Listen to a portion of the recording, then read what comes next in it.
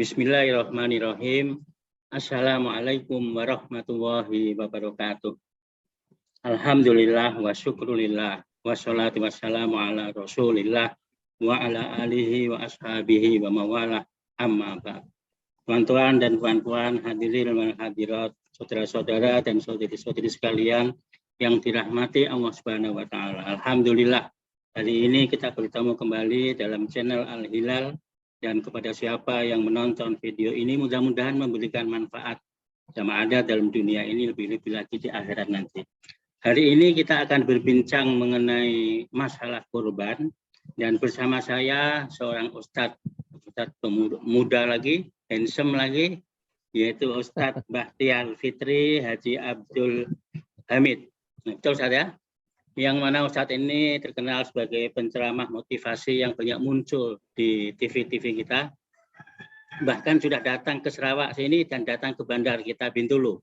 Alhamdulillah, kalau tak silap saya 2 kali Ustadz ya. Ya betul, 2 kali, betul. Ya, insya Allah lah, kita masih rindu sama Ustadz, masih mengharapkan ilmu dan pengalaman Ustadz. Insya Allah lain kali bila situasi sudah baik, kita akan menjemput Ustadz kembali insya Allah. Baik Ustadz, kita tidak perlu panjang-panjang, jadi kita perlu berbincang sedikit masalah kurban ini. Yang pertama adalah, boleh tak Ustadz terangkan, karena ada orang yang keliru. Ada orang yang ditanya, Pak Ci, kenapa tak berkurban? Dia kata, sebab kecil-kecil dulu sudah berkurban. Ketika bayi dulu sudah kurban. Jadi keliru antara kurban dengan akikah.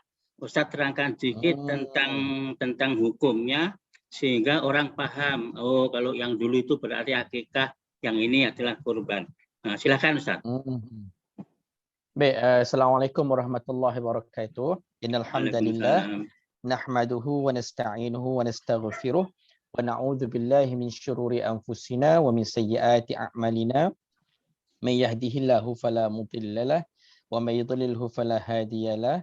Asyhadu an la ilaha illallah wa asyhadu anna Muhammadan abduhu wa rasuluh. Allahumma salli ala sayyidina Muhammad wa ala alihi wa sahbihi ajma'in. Baik, korban ini diambil daripada perkataan qaraba. Apa maksud qaraba? Maksudnya dekat. Okey, korban ini maksudnya dekat. Maknanya siapa yang melaksanakan korban, dia telah mendekatkan diri dia kepada Allah Ta'ala. Kenapa kita kena berkorban? Satunya, dalam Al-Quran Allah Ta'ala menyebut dalam surah Al-Kawthar, Inna a'tainakal kawthar. Inna a'tainakal kawthar fassalli lirabbika wanhar. Ayat yang kedua kata Allah, maka salat dah dan melaksanakanlah korban. So ini adalah ayat yang mengatakan sunat muakkad dilaksanakan korban. Okey, dan kita kena ingat yang kita buat korban ni tadi, antara dia punya sebabnya untuk nak mengingati dan juga untuk nak menghargai pengorbanan Nabi Ibrahim alaihi salam yang telah berkorban menyembelih anaknya Nabi Ismail alaihi salam. Itu antara sebabnya. Dan korban ni pula kita kena ingat, kita bukan buat orang kata sekali buat dah tak payah buat korban lagi dah. Dari dalam mazhab Syafi'i, setidak-tidak korban seumur hidup tu sekali. Yang tu jatuh hukum fardu ain tu. So tidak sekali seumur hidup. Tetapi bagi orang yang berkemampuan, hukum korban ini adalah sunat muakkadah. Sunat muakkadah antara sunat yang paling afdal dalam banyak-banyak sunat yang lain. Sebab itulah setidak-tidak korban untuk setiap tahun satu keluarga buat satu bahagian. Paling tidak. Tapi kalau berkemampuan buat banyak, buatlah banyak. Itu sebab sebaik-baik korban, dia kena seekor sebaik-baik. Kalau mampu untuk seekor unta, buat seekor unta. Okey? Kalau tak mampu seekor unta, buat seekor kambing. Contohnya begitu. Ataupun seekor lembu. Okay? Cuma dengan kita ni lah, kita buat unta dengan kambing. Okay? Ada pula orang kata, Ustaz, kalau saya nak ambil unta, boleh tak kalau nak buat sebahagian? Pun boleh, tak ada masalah. Ataupun ada yang nak share satu keluarga, 7 bahagian. Okay, boleh, tak ada masalah. Yang penting dia nakkan seekor. Itu yang sebaik-baiknya korban. Yang saya nak tekankan apa tadi, setiap tahun kalau berkemampuan, mesti ambil bahagian korban. Bukan kata dekat tempat kita tak boleh korban, dah tak nak korban dah. Dah nak buat macam mana? Korban ini boleh dilakukan di mana-mana sahaja negara. Tak ada masalah. Cuma sunatnya, kita buat dekat tempat kita. Cuma kalau dekat tempat kita dah banyak, boleh tak nak buat dekat luar? Boleh, tak ada masalah. Yang jadi salah, kalau tempat kita tak ada korban, tak dibuat korban, tapi kita buat dekat tempat lain. Alright? So kalau kat tempat kita, dah ada korban berlaku, kalau kita buat dekat tempat lain, tak ada masalah. Dibolehkan. Right? Itu berkaitan dengan korban. Bagi akikah ni pula, kita kena ingat, akikah ni pula, tujuan dia adalah untuk nak mensyukuri kelahiran anak. So korban lain. Sebab tu korban berlaku pada 10 Zulhijjah Raya Haji hinggalah hari tasyrik 13 Zulhijjah. Tapi akikah ni pula yang kita buat sempena kelahiran anak. Kan? So sunat untuk korbankan kambing. Anak lelaki 2 ekor, anak perempuan 1 ekor kambing. Okay? Bila-bila masa boleh buat. Kalau lebih baik kalau kita korban atau kalau kita akikah tu tadi pada hari yang ke-7 selepas kelahiran. Dan sunatnya pada hari yang ke-7 tu kita namakan dia, kita cukurkan kepala dia dan kita buat akikah untuk dia. Kalau tak boleh juga nak buat hari ke-7, buat hari ke-14, buat hari ke-21. Sampailah umur anak tu tadi sebelum akil baligh, sunat untuk kita laksanakan akikah untuk dia. Katakan bila anak tu dah besar pula, dia kata, Ustaz, dulu mak ayah saya tak dapat nak akikahkan saya. Boleh tak kalau saya nak akikahkan untuk diri saya? Pun boleh disunatkan untuk akikahkan untuk diri kita sendiri. Untuk nak melepaskan tanggungjawab mak ayah kita. Itu beza antara akikah dan korban. Akikah pula boleh buat bila-bila masa. Okey, tak ada masalah dekat situ. Oke, terima kasih Ustaz. Alhamdulillah terang sudah untuk kita, jelas untuk kita sekalian. Mudah-mudahan menjadi pemahaman yang mantap dan yakin apa itu kurban dan apa itu akikah. Dua-duanya insya Allah hukumnya sama, sunnah muakkadah. Cuma bedanya Betul, yang satu itu yaitu tentang akikah sekali seumur hidup dan yang disunahkan itu adalah orang tuanya, bukan diri sendiri. Begitu saja. Dan kecuali kalau sampai akil balik kebetulan orang tuanya tak mampu mengikrahkan anaknya, kemudian anak itu sudah bekerja, ada rezeki, dia boleh mengikrahkan dirinya sendiri. Nah, adapun korban ikut Badau Syafi'i tadi kata Ustadz bahwa sepanjang hidup kita kalau boleh sekali pun tak mengapa. Tetapi tiap-tiap tahun bagi yang berkemampuan terus terulang. Tahun ini ada rezeki, kita mesti berkorban juga mengikut sunnah muakkadah. Tuan-tuan sekalian, Ustadz, kadang-kadang orang ini kata pasal sunnah itu mudah. Oh, dia kata sunnah itu kalau dibuat dapat pahala, kalau tak buat tak ada apa-apa. Nah, sekarang kita rubah sedikit lah istilah itu. Kalau kita buat dapat pahala, kalau tak dibuat rugi. Nah, betul, jadi kalau rugi, orang tak mau rugi, orang mau untung. Nah, baik. Nah, kemudian Ustadz, ada Ustadz singgung sedikit masalah Nabi Ibrahim, tapi saya mau mungkin penerangan lebih jelas, walaupun singkat saja, tentang sejarah kurban ini yang kita pahami sejak zaman Nabi Adam, yaitu Qabil dan Habil, kemudian tarik sedikit dengan Nabi Ibrahim, supaya kita melakukan ini betul-betul mengikuti ajaran daripada nenek moyang kita, sunnah daripada nenek moyang kita. Boleh Ustaz? Boleh. Dia ringkas je kisah Qabil dan juga Habil yang semua orang tahu. Dia berlakukan kata perselisihan antara Qabil dan juga Habil. Yang kita tahu Qabil ini kembarnya adalah Iklimah dan Habil ini kembarnya adalah Labuda. Dan nak dikahwinkan, kan? Kahwin secara bersilang. Qabil berkahwin dengan Labuda, Habil berkahwin dengan Iklimah. Dan dirancang begitu, tetapi Qabil tak puas hati. Qabil ni risau, dia tak nak berkahwin dengan Labuda, adik kepada Habil. Kembar kepada Habil sebab dia kata Labuda tak cantik. So dia nak Iklimah, dia nak kahwin dengan kembar dia sendiri. So berlakulah pertikaian. Rupanya kan zaman Nabi Adam lagi dah berlaku pertikaian, orang kata cemburu kan dengan pasangan tu biasa sebenarnya. Ataupun nak memilih ni dah berlaku dah lama dah sebenarnya. Kan? Lalu Allah Ta'ala pun memerintahkan untuk Qabil dan juga Habil untuk melaksanakan korban. Yang ini diceritakan dalam surah Al-Ma'idah, antaranya ayat yang ke-27.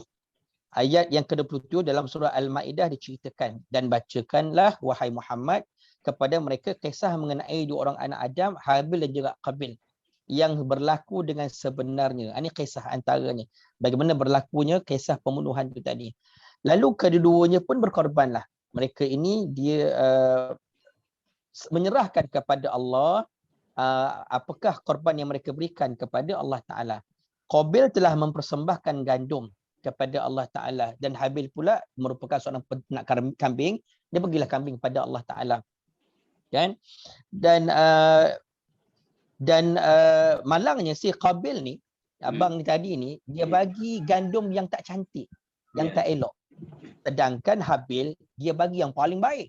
Kambing yang paling baik. Dan akhirnya Allah Ta'ala menerima kambing Habil. Sebab itu yang paling baik. Kan? Itu yang paling baik Allah Ta'ala terima dekat situ. Sifat Habil ni kan, dia tenang, dia relax je. Walaupun Qabil tak puas hati dengan dia, Habil ni kata dekat Qabil. Bila Qabil ni tadi, Allah tak terima dia punya korban gandum tu tadi, terima yang kambing Habil ni tadi. Habil kata dekat Qabil. Dia kata, adakah berdosa aku ni bahawa Allah telah menerima korbanku dan menolak korban? Salah ke? Salah aku ke Allah Ta'ala terima korban aku? Sebab aku bagi yang terbaik kan. Engkau bagi yang tak elok. Habil pula kata dekat Qabil, sabar, tenang, jangan tergesa-gesa wahai saudaraku. Jangan ikut hawa nafsu, jangan ikut dekat syaitan, kawal perasaan, fikir elok, takkan sampai nak membunuh kan? Kau tak puas hati, takkan sampai nak bunuh.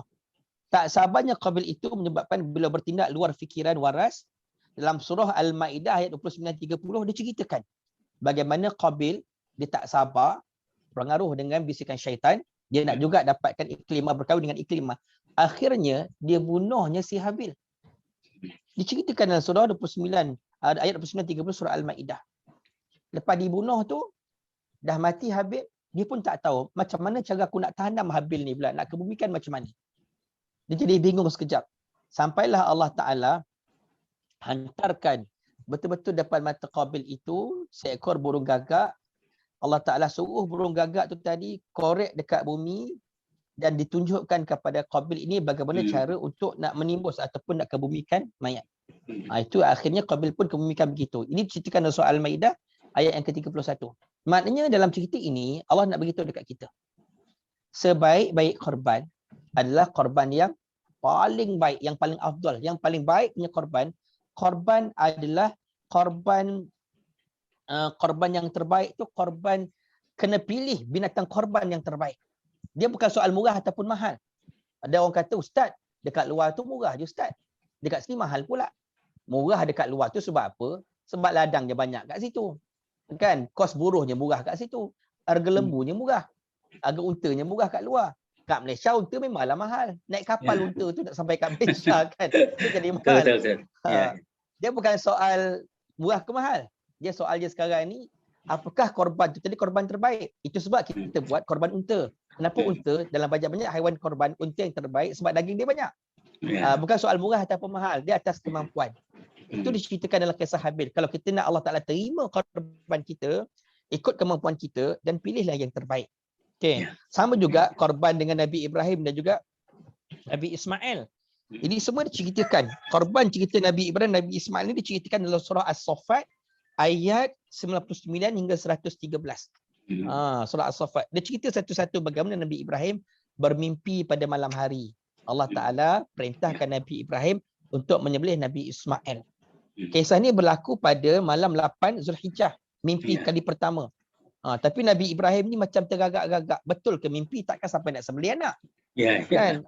Sampailah kan. Takkan ada perintah untuk sembelih anak kan dalam mimpi. Mungkin macam mainan tidur je. Tetapi Allah Ta'ala datangkan mimpi kali kedua. Itu sebab hari ke-9 Zulhijjah disebut sebagai hari tarwiyah. Hari tertanya-tanya kan. Hari ni Nabi berfikir-fikir betul tak betul. Lantas Nabi Ibrahim bermimpi kali kedua pada malam 9 Zulhijjah. Dapat mimpi yang sama, maknanya mimpi itu benar daripada Allah Ta'ala untuk menyembelih Nabi Ibrahim, untuk menyembelih Nabi Ismail alaihi salam. Ini diceritakan dalam Al-Quran ayat 99 hingga ayat 113 dalam surah As-Saffat. Kemudian bila dah yakin mimpi itu wahyu yang disebut dalam hadis Imam Al-Bukhari, barulah Nabi Ibrahim bertemu dengan Nabi Ismail. Nabi Ibrahim katakan Nabi Ismail kan, malam tadi aku bermimpi untuk sembelih kau. Apa pendapat kau anak? Nabi Ismail dengan tenang, Nabi Ismail kata apa? Ayah, kalau itu diperintahkan laksanakan. Mudah-mudahan aku sabar. Lantas masa tu pula umur Nabi Ibrahim 86 tahun. Dalam kitab Qasasul Anbiya, Qisasul Anbiya Ibrahim ulil albab yang tulis oleh Imam Ibn Katsir, diceritakan Nabi Ibrahim masa tu umur 86 tahun. Dapat Ismail pula dah umur tua. Dapat pula susah kan. Lepas tu banyak masa Nabi Ibrahim berdakwah, jarang dengan anak. Ya. Bila dapat masa dengan anak pula, Allah suruh sembelih pula. Memang susah lah sebenarnya. Tapi Allah Ta'ala nak uji Nabi Ibrahim. Anak engkau dengan Allah Ta'ala, mana kau lebih sayang? Nabi Ibrahim disayangkan Allah Ta'ala. Inilah kisah besar pengorbanan Nabi Ibrahim dengan Ismail. Bila bertembung hak Allah dengan hak manusia, kena utamakan hak Allah Ta'ala. Walaupun terpaksa menyembelih anak sendiri. Lantas Nabi Ibrahim memang kena wajib taat dengan perintah Allah. Dia sembelih Nabi Ismail AS. Dia bawa dekat bukit, ditangkup ke Nabi Ismail AS. Dia tak sampai hati nak tengok. Tak sampai hati dia nak tengok muka Nabi Ismail. Dia telangkupkan, dia baringkan seperti membaringkan binatang sembelihan. Dalam kitab disebut begitu. Sampai pipi tu tadi bertembung, bersentuhan dengan tanah. Itu sebab sunat kan bila kita baringkan tu kan. Baringkan menghadap ke arah kiblat. Nabi Ibrahim dekat belakang tengkuk Nabi Ismail. Kemudian masing-masing bertawakal serah diri kepada Allah Ta'ala dan bertakbir. Dia Nabi Ibrahim nak ceritanya, Nabi Ibrahim dia sembelih, dia tekan pisau dekat urat nadi leher Nabi Ismail, tekan. Tapi tekan macam mana pun, pisau yang nak sembelih tu rasa macam tumpul. Dia tekan tu, nak cerita kesungguhan Nabi Ibrahim nak melaksanakan perintah Allah. Bukan orang kata sikit-sikit, tak, dia tekan. Tapi orang kata tak lot ni, tak boleh. Nabi Ibrahim dia buat apa? Dia ambil batu, dia asah batu, pisau dekat batu. Punyalah dia asah pisau tu dekat batu tu. Cuba beri pisau dengan seketul batu yang besar. Dia asah gitu. Sampai batu tu terbelah. Nak ceritanya, tajam tak tajam pisau tu, sampai terbelah batu tu. Lepas dia dah yakin tajam pisau tu, dia sembelih kali kedua. Subhanallah. Sebab dia nak buat juga perintah Allah Ta'ala. Dan bila sembelih kali kedua, ada riwayat yang mengatakan dia gunakan pedang. Dia tutup mata, dia sembelih. Bila dia sembelih tu, terpercik darah. Bila terpercik darah, dia buka mata, rupa-rupanya yang disembelih itu bukan Nabi Ismail AS. Tetapi disembelih itu adalah seekor kambing kibas. Dan ada riwayat yang mengatakan, kibas ataupun kambing yang disembelih itu, itulah kambing milik Habil. Yang suatu ketika dulu, yang dia bagi korban. Kisah Habil dan Qabil. Dalam riwayat juga menyebut. Dekat sebab itulah kita nampak kisah pengorbanan tu tadi untuk nak melihat kalau Nabi Ibrahim berkorban anak tu tadi kerana untuk nak dapat takwa Allah Ta'ala, kita setakat korban unta ataupun kambing apa sangatlah sebenarnya kan kalau kita berkemampuan. Betul. Baik. Alhamdulillah kita sudah jelas bahwa ibadah kurban ini lama sudah, sejak orang pertama, zaman Nabi Adam alaihissalam. Dan dengan kisah begitu Ustaz, berarti di antara keuntungan atau manfaat daripada kurban itu seolah-olah Allah nak bagi tahu untuk menyelesaikan masalah yang dihadapi Nabi Adam bersama putra-putranya ini tentang pernikahan disebut Ustaz tadi. Allah nak bagi tahu cara pendekatannya adalah berkurban. Nah, oleh karena itu sebenarnya sunnah ini berlaku untuk saya, untuk semuanya semua. Bila kehidupan kita ini ada masalah dengan istri, dengan mertua, dengan menantu, dengan jiran tetangga, mungkin kita ini kurang berkorban. Dan kurban itu tak semestinya kurban tiap-tiap tahun seperti ini. Kita dalam kata-kata seperti Ustaz kita tuh korba itu artinya dekat, artinya kita kurang pendekatan diri kepada Allah Subhanahu Wa Taala. Sebab itulah masalah kita banyak. Tapi kalau dekat kepada Allah, insya Allah, belum lagi kita bercakap, belum lagi kita minta. Insya Allah, Allah akan menyelesaikan masalah kita. Sebab kita minal muqarrabin, yaitu dekat kepada Allah Subhanahu Wa Taala. Yang kedua, kisah tentang Nabi Ibrahim tadi memang luar biasa. Ibrahim terkenal memiliki iman yang kamil, yang betul-betul sempurna. Betul-betul sempurna. Ingin mendapatkan putranya setelah berapa puluh tahun, akhirnya diberi, tapi Allah menyuruh menyembelih putranya, subhanallah. Dia boleh bertanya kepada Allah, ya Allah, kenapa nabi-nabi yang dahulu tidak pernah disuruh menyembelih anak? Kena giliran saya pula jadi Rasul, suruh sembelih anak. Wah, ini sesuatu ujian yang berat. Tapi Nabi Ibrahim yang mendapat gelar Khalilullah, luar biasa. Cintanya kepada Allah melebihi cintanya kepada siapapun. Baik Ustaz. Seterusnya Ustaz, apa manfaat dan kelebihan bagi kita yang berkorban? Itu tadi kisah Nabi Adam, Nabi Ibrahim. Mungkin kita nak tahu apa keuntungan kita nak berkorban masa sekarang ini. Nah, silakan Ustaz. Baik, macam kita sebut tadi, korban tadi antara hikmah kebaikan tu satunya syukur kepada Allah. Ya. Ustaz pun dah sebut tadi dah kan, syarat untuk nak dekat kepada Allah adalah dengan korban. Itu sebablah dalam satu hadis riwayat Imam Ahmad juga Ibn Majah, kata Nabi sallallahu alaihi wasallam, pada setiap helai bulu haiwan korban itu. Kalau kita korban unta, banyaklah bulu unta. Kalau kambing kurang sikit daripada unta kan. Kata Nabi, setiap helai bulu tu kita akan memperoleh satu kebaikan. Allahu Akbar. Kalau begitu banyak bulu tu tadi, berapa banyak kebaikan. Mungkin dengan macam Ustaz sebut tadi, tak terhitung. Mungkin dengan korban itu, dengan sebab kita ambil, kita korbankan sedikit bahagian harta kita untuk jalan Allah Ta'ala, Allah gantikan dengan 1001 kebaikan. Bagi anak yang baik, rezeki limpah ruah contohnya. Dijauhkan pula daripada penyakit, pandemik COVID-19 ni kan. Kita tak tahu apa Allah Ta'ala nak bagi. Tetapi yang paling penting, memang akan ada berlaku kebaikan yang Allah Ta'ala akan bagi. Kalau bukan dekat dunia, insya-Allah di akhirat kita akan dapat. Yang keduanya kata Nabi SAW, daging apa semua ni tak sampai kepada Allah Ta'ala. Yang sampai kepada Allah adalah takwa. Takwa ni syarat nak masuk ke syurga. Kan? Dengan sebab itulah orang yang berkorban ini, dia dekat dengan Allah dan dia dapat capai martabat takwa. Sebab takwa tu sampai kepada Allah Ta'ala. Sebab itulah kita sangat menggalakkan. Lagi-lagi pula kan, korban yang kita buat ni tadi, dagingnya kita infakkan kepada orang. Itu lagi besar pahala dekat situ. Nabi kata dalam hadis, sesiapa yang membantu menyelesaikan kesulitan orang dekat dunia, Allah Ta'ala akan menyelesaikan kesulitannya dunia dan juga akhirat. Ini kebaikan. Dengan sebab kita ni melakukan korban dan kita infakkan pula daging korban itu kepada orang yang susah. So dekat korban ni tadi, 1001 kebaikan Allah Ta'ala nak bagi. Dia hapuskan dosa, dia angkat martabat, dia angkat darjat dan takwa sampai kepada Allah Ta'ala. Dan mudah-mudahan Allah Ta'ala bagi kemudahan kepada kita untuk berkorban insya-Allah. Insya-Allah. Baiklah Ustaz, tuan-tuan dan puan-puan yang mendengarkan video ini, kita sudah jelas tadi bahwa kita dituntut berkorban yang semuanya itu balik pada kita, subhanallah. Karena Allah tidak memerlukan apa-apa dari kita, kita yang perlukan Allah Subhanahu wa Ta'ala. Dan kalau kita pikir-pikir sebenarnya terlalu murah kurban kita ini. Kalaulah harganya 700 saja itu masih murah. Karena 1 tahun, bayangkan Ustaz. 700 1 tahun itu berarti 1 bulan berapa? Tak sampai 400 pun.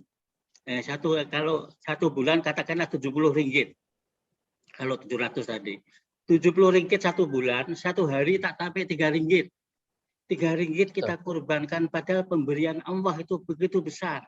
Jangan nilai 700-nya, nilai 3 ringgitnya yang murah itu. Subhanallah, padahal pahala dan ganjaran yang besar. Jadi mudah-mudahan membuka hati kita sekalian. Tahun ini Allah bagi rezeki, tahun ini rezeki itulah yang kita perlu korbankan. Tahun depan, tahun bila-bila insya Allah.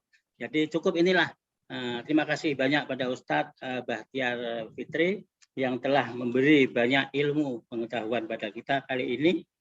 Dan insya Allah kita akan sambung nanti yang kedua, karena kita tak mau panjangkan video ini. Mudah-mudahan bermanfaat dan memberi galakan kepada kita untuk berkorban, niat berkorban. Kalau yang tak pernah berkorban pun, yang rasanya tiap-tiap tahun menerima daging korban, tahun ini giliran kita yang berkorban, beri pada orang lain. Mudah-mudahan bermanfaat. Wabillahi taufiq wal hidayah. Wassalamualaikum warahmatullahi wabarakatuh.